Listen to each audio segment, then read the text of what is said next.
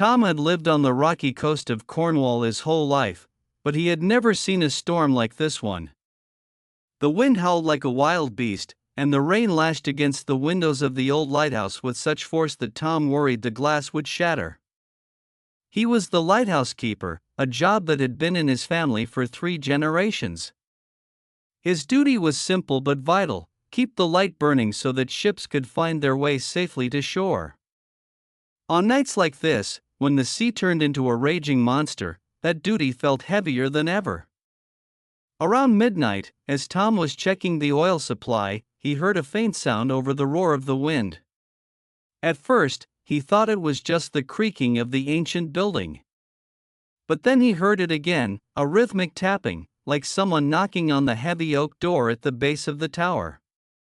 Who could be out there? Tom muttered to himself. No sane person would venture near the cliffs in this weather. He made his way down the spiral staircase, his boots echoing in the narrow space. When he reached the bottom, the knocking grew louder. With a deep breath, Tom unbolted the door and pulled it open just a crack.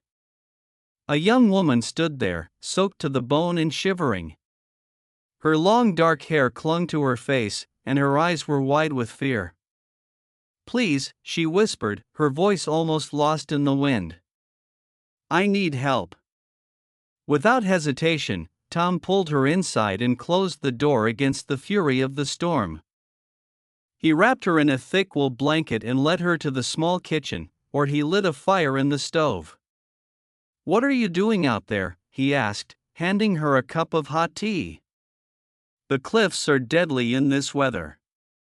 The woman took a long sip, her hands still trembling. "I was on the path above the shore," she said. "I lost my footing and slid down toward the rocks. I saw the light from your tower and crawled toward it." Tom nodded, relief washing over him. "You did the right thing. The light is here to guide people, not just ships." As the night wore on, the storm gradually began to weaken. The woman's name was Elise, and she told Tom she was visiting Cornwall from London, drawn to the rugged coast by stories of its beauty. She hadn't expected the weather to turn so vicious. By morning, the sea had calmed to a gentle roll, and the sky was streaked with pink and gold. Elise thanked Tom profusely for saving her life. "I'll never forget this place," she said as she prepared to leave.